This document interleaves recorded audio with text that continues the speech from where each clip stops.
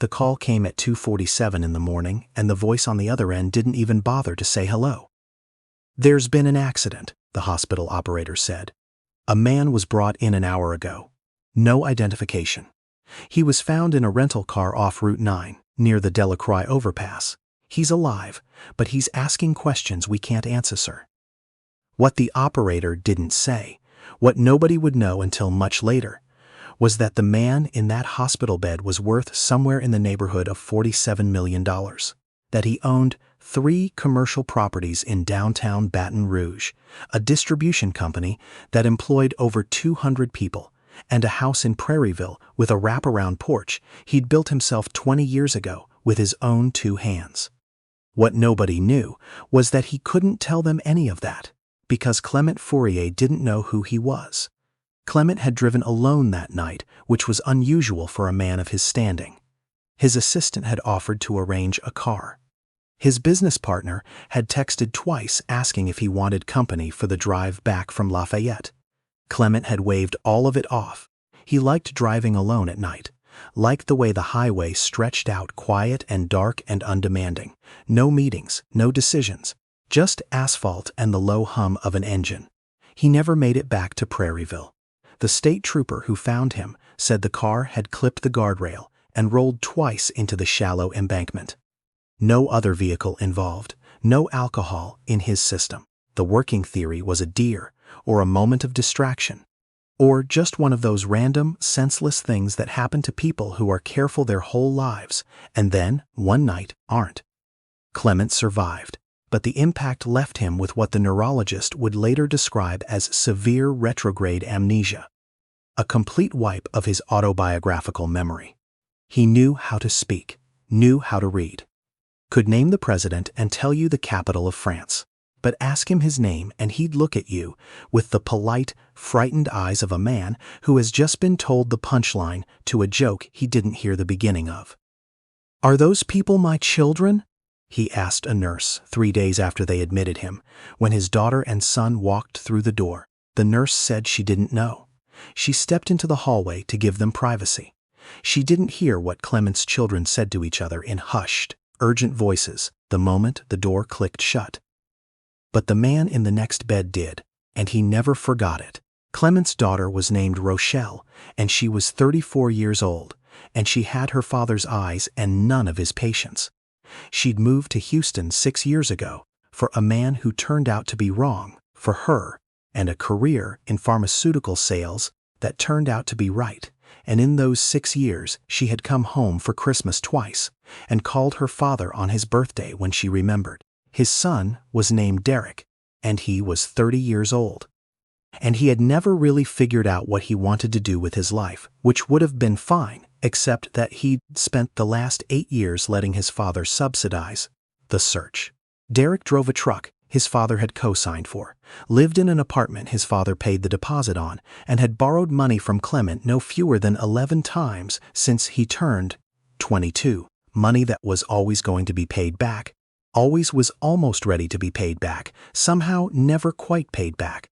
They arrived at the hospital together, which meant Rochelle had called Derek before she drove up from Houston, which meant they had coordinated, which said something. The hospital administrator met them in the waiting room. She explained the situation carefully. Their father was alive, stable. His physical injuries were healing well. The memory loss was the primary concern, and it was too early to know how much would return or when.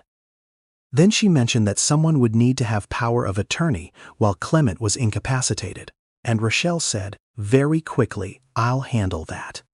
Derek said, just as fast, "We should both be on it." The administrator said she would connect them with a patient advocate and left the room. Rochelle and Derek looked at each other. "He doesn't know who we are," Derek said. "He doesn't know who anyone is," Rochelle replied. There was a pause. "We should call his attorney," Derek said, "the one who handles his estate stuff." Rochelle was already scrolling through her phone. There are roughly 1.3 million Americans living with some form of amnesia at any given time. Most cases are temporary. Most patients recover the majority of their memories within weeks or months. A small percentage do not. In the early days, Clement's care team was cautiously optimistic. He was physically healthy, relatively young at 58, and showed good cognitive function in areas unrelated to personal memory. He could do math. He could hold conversations. He could charm the nurses, which struck everyone as an encouraging sign. What the doctors couldn't give him was company. Rochelle stayed for 3 days. She sat in the chair by the window and answered emails on her laptop, while her father watched television and occasionally asked her careful, searching questions about who she was and how she knew him. She answered each one with the efficient patience of someone completing a necessary task. On the morning of the 4th day, she told the charge nurse she had to get back to Houston, that she had a sales conference she couldn't miss, and that her brother would be taking over. Derek lasted 2 days. After that, the nursing staff began to notice that room 14 had a lot of flowers in it and no visitors. Her name was Marveline Toussay, and she had worked for Clement Fourier for 11 years. Not as a housekeeper, exactly, though she had kept his house. She had also managed his calendar in the early years, before he hired a dedicated assistant. She had picked up his dry cleaning and reminded him about his mother's birthday, and once, when his truck blew a tire on the way to a board meeting, driven 40 minutes in the rain to bring him a spare. She had cooked Sunday dinners when he entertained and stayed quiet in the kitchen when he didn't want company, and understood, without being told, the difference between the two. Clement had let her go 14 months ago. Not because she'd done anything wrong. He'd been clear about that, almost apologetic, which wasn't like him. He was restructuring the household staff, he said, bringing in a property management company to handle the maintenance. His life had gotten smaller, more streamlined. He was traveling less. He didn't need as much help. What he didn't say, and what Marveline suspected, was that his accountant had told him to cut overhead. The distribution company had hit a rough patch. Property taxes had gone up. He was tightening things. She'd understood. She had thanked him for 11 years of fair treatment, accepted the severance he gave her, which was more than required, because that was who he was, and found a part-time job doing office cleaning 3 mornings a week while she figured out what came next. She heard about the accident from his former yard man, who heard it from somebody at the church Clement attended twice a year. The word was he'd been in bad shape. The word was nobody knew if he'd pull through. Marveline sat with that information for 2 days. Then she drove to the hospital. The nurse at the desk in the neurology wing was named Priscilla. And she had been doing this job for 19 years, and she could tell within 30 seconds of meeting someone whether they were there for the patient or for something else. "I'm not family," Marveline said before Priscilla could ask. "I used to work for him. I just wanted to see how he was doing. I can go if that's not appropriate." Priscilla looked at her for a moment. "Room 14, she said. "He doesn't get many visitors." What Marveline found when she pushed open the door was a man she recognized and a man she didn't, somehow occupying the same body. He had the same wide forehead, the same broad shoulders, the same careful way of holding his hands. But his eyes, when they moved to the door and found her face, held nothing. No recognition, no warmth, no memory of 11 years of Sunday dinners and dry cleaning runs and birthday reminders. Just a polite, careful blankness. "Hello," he said. "Hello, Mr. Fourier," she said. And then, because it seemed important to be honest, "You don't know me. My name is Marveline. I used to work for you." He considered this. "What kind of work?"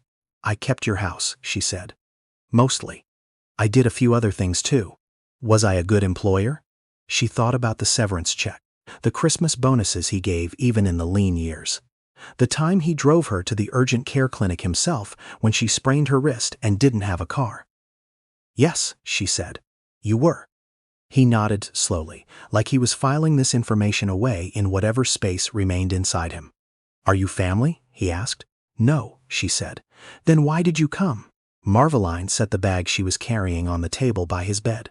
Inside was a plastic container of rice and red beans she had cooked that morning. Because she didn't know what hospital food tasted like, but she knew what Clement Fourier used to eat on Sunday afternoons when the week had worn him down. "I thought you might be hungry," she said. She came back the next day. and the day after that. She didn't announce herself or ask permission. She signed in at the front desk, nodded at Priscilla, and walked down to room 14 with whatever she'd brought. Soup, once, and another time, a small jar of the chicory coffee he used to keep in his kitchen, because she'd remembered him saying once that hospital coffee tasted like disappointment in liquid form. She didn't stay long. An hour, maybe two. She would sit in the chair by the window, and they would talk about small things, mostly, because there wasn't much else to talk about when one person in the conversation had no past. He asked her questions. What was the city like? What did people do for fun around here? Had she ever been to Lafayette? She answered all of them with the same unhurried patience she'd brought to 11 years of employment. And slowly, over those first 2 weeks, something shifted in room 14. Clement began to look forward to Marveline's visits in a way he didn't fully understand. There was something about her that felt familiar in the way that certain smells are familiar. Not a specific memory, but the emotional residue of one. She didn't treat him like a project. Didn't come in with folders of legal documents or careful, loaded questions about what he remembered. Didn't watch him with the specific quality of attention that has profit behind it. She just showed up, and she brought food. Meanwhile, Clement's attorney, a man named Gilbert Arsenault, who had handled his affairs for 15 years, was trying very hard to do right by a client who couldn't tell him what right looked like. Gilbert had met with Rochelle and Derek separately, and then together, and found that they agreed on very little except that decisions needed to be made quickly. The distribution company had a board meeting in 6 weeks. The commercial properties needed management oversight. There were accounts that required authorized signatures. He'll get his memory back, Derek said, in the first meeting, with the confidence of a man who needed that to be true. We can't operate on that assumption, Gilbert said carefully. In the second meeting, Rochelle brought her own attorney. Gilbert drove home that evening and sat on his porch for a long time. He visited Clement the following Tuesday. He'd brought a notepad and a list of careful, legally appropriate questions designed to assess his client's cognitive state and current wishes. He found Clement sitting up in bed, more animated than he'd expected, talking to a woman Gilbert didn't recognize. They were laughing about something. Gilbert stood in the doorway for a moment, surprised. He had not seen Clement laugh in years. He went inside and introduced himself. Clement regarded him with the same polite blankness he showed everyone, but something in his posture relaxed when Marveline stayed in her chair, as if her presence was an anchor. "Are you my lawyer?" Clement asked. "I am," Gilbert said. "Do you know my children?" Gilbert paused. "I do." "Have they been here?" Another pause. Gilbert looked at Marveline. She looked at the window. "They were here in the first days," Gilbert said, which was accurate, and also, in the way of careful legal phrasing, complete. Clement absorbed this. He looked at his hands for a moment. "But she comes every day," he said. "Not a question." "Yes," Gilbert said. "She does." Clement nodded. He seemed to be working something out. "That tells me something," he said, "even if I can't remember what it tells me." The memory began to come back in pieces, the way things usually do. Not all at once, not like a light switch, but slowly, in fragments and flashes that arrived without warning, and were gone again before they could be held. He remembered his mother's voice before he remembered her face. He remembered the smell of the warehouse where the distribution company stored its inventory before he remembered that he owned the company. He remembered the sound of rain on a wraparound porch before he remembered building it. 6 weeks after the accident, he remembered Marveline. Not all at once. Not her name, at first, but the particular quality of stillness she had. The way she moved through a room without requiring acknowledgement settled into a groove in his mind that had clearly been there a long time. And then her name came, and then the 11 years, and then the Sunday dinners and the dry cleaning runs and the birthday reminders, and, finally, the fact that he had let her go. He didn't say anything about it the next time she came. He waited until she'd set down the bag she always brought, this time a covered dish of smothered chicken, which hit him somewhere deep and unnameable when he smelled it, and settled into the chair by the window. Marveline, he said. She looked up. I remember you, he said. She was quiet for a moment. He watched something careful and controlled move across her face. Good, she said. I let you go, he said. You did, and you still came here every day. She looked at him with the level, unperformative gaze of a woman who had long since figured out who she was. You would have done the same, she said simply. You did do the same, actually. For people I know about, you're that kind of man.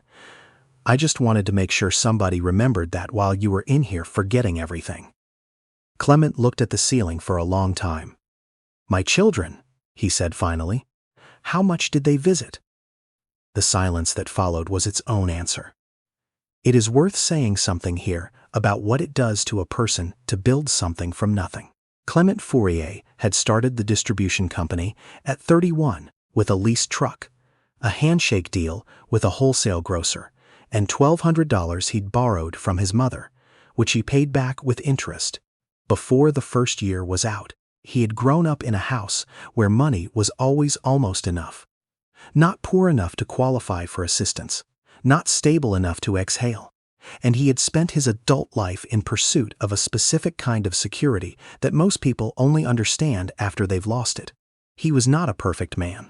He was impatient sometimes, demanding often, and he had a habit of trusting people less than they deserved until they proved otherwise, which was a reasonable response to a difficult childhood, but not always a fair one to the people in front of him. But he was also the kind of man who paid his people well and on time, who showed up when things went wrong, even when showing up cost him something, who quietly paid the medical bills for a warehouse manager who didn't have insurance and never mentioned it again, who remembered that his former housekeeper liked chicory coffee and drove her to urgent care in the rain. His children had grown up in the security he'd built and had never had to understand what it cost. This is not unusual. It is, in fact, one of the oldest and saddest mistakes that hard-working people make. They protect their children so thoroughly from difficulty that the children never develop the equipment to be grateful for the protection. Rochelle and Derek were not villains. They were people who had never been asked to show up for anything. And so, when the moment came, they showed up for themselves instead. It's easy to judge them. It's harder to notice that Clement, in his drive to give them everything he hadn't had also withheld the one thing that would have made them better: the education of going without. He was discharged from the hospital on a Tuesday in October, 53 days after the accident. Gilbert had arranged for the property management company to prepare the Prairieville house. There was a home health aide scheduled for 3 days a week. There were follow-up appointments with the neurologist and the physical therapist, and someone from the cognitive rehabilitation program in Baton Rouge. Clement let all of that happen around him, and then 2 days before discharge, asked Gilbert a question. I want to see the finances, he said. Everything. While I was in here, what happened? Gilbert set his notepad on the table. He explained, carefully, that Rochelle had secured temporary power of attorney, that several accounts had required her signature, which was appropriate and necessary, that the distribution company board had held its meeting and made interim decisions, that 2 of the 3 commercial properties were operating normally, and the third had a situation with a tenant that needed attention. He did not volunteer what he hadn't been asked. But Clement had been a businessman for 27 years, and even with half his memories restored and his nervous system still recalibrating, he knew how to read what wasn't said.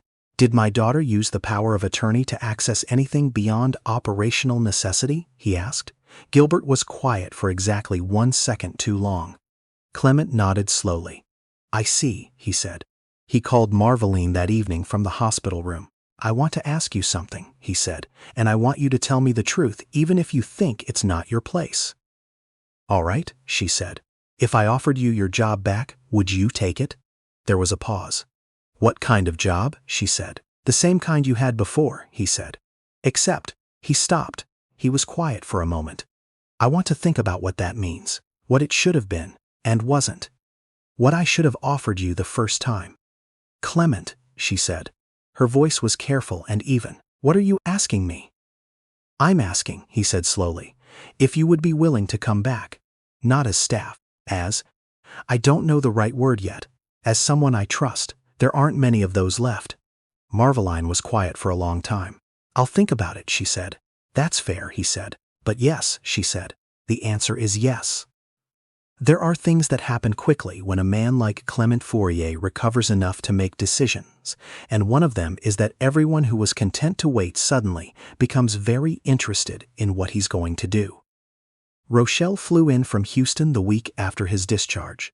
She arrived with a fruit basket and an expression calibrated to project appropriate concern. She found her father sitting on the wraparound porch he had built with his own hands, looking out at the yard, and she sat in the other chair and asked how he was feeling. Better, he said. We were so worried about you, she said. He looked at her. Were you? Rochelle heard something in his voice that she hadn't expected. She adjusted her expression. Of course we were, Daddy. Gilbert tells me you were down in the accounts, Clement said, in the same quiet, even tone he used in board meetings when he was about to say something that would change the direction of the room, while I was incapacitated. Rochelle's expression flickered. I had power of attorney. I was authorized. You were authorized to manage operational needs, he said. Not to redirect a transfer. Silence. I built that company, he said. From one leased truck and $1,200 I borrowed from my mother. I paid her back with interest. That's where I learned what that word means, interest. It means you understand that something was given to you and you respect it accordingly. He paused. You have your grandfather's hands. I used to think that meant something. Rochelle set the fruit basket on the porch railing. What are you going to do? She said. The careful concern in her voice was gone now. I'm going to restructure, he said, starting with who has access to what. He looked at her steadily. You still have a role if you want one, but you'll start where I started. Accountable, earning it. She left before lunch. Derek came the following weekend. He lasted longer, stayed for dinner, helped with the dishes, talked about a business idea he had, which was the 11th business idea he'd had that his father had heard about. And Clement listened to all of it with a patience that was different from his old patience, slower and more deliberate, as if he was looking at something from further away. I'll consider it, he told Derek when it was over. If you put together a real proposal, not an idea, a proposal, projections, risk assessment, comparable businesses. Treat it like you're presenting to someone who doesn't owe you anything. Derek looked at him like he'd said something in a foreign language. That's how it works, Clement said gently, with strangers and with family both. I should have told you that a long time ago. That's on me. Marveline came back in November, not to keep the house, exactly, though she kept it. She came back as something that had always been true but never been named. The person who understood how things worked and why they mattered and what they cost, and who showed up anyway. She managed the household, yes. But she also sat in on Gilbert's monthly briefings when Clement invited her to. She drove him to his neurologist appointments and waited in the parking lot with a thermos of chicory coffee. She helped him draft the letter he sent to the distribution company board, outlining his intention to return as active chair by the first quarter of next year. She told him when he was being impatient, and he told her when she was being too quiet about something that needed saying. And they had a handful of arguments over the following months that ended not with someone winning, but with both of them understanding something better than before. The neurologist said his recovery was remarkable, better than they'd predicted. He put it down to good baseline health and strong motivation. Clement thought it was also the rice and red beans. He said this to Marveline one evening on the porch, and she told him that was the most ridiculous thing she'd ever heard. And he said maybe so, but he was sticking with it, and she laughed. A real laugh, the kind that surprised her, and the evening stretched out quiet and warm around them. He had lost $47 million worth of things once and found them all again. What he had not had before and had now was harder to put a number on.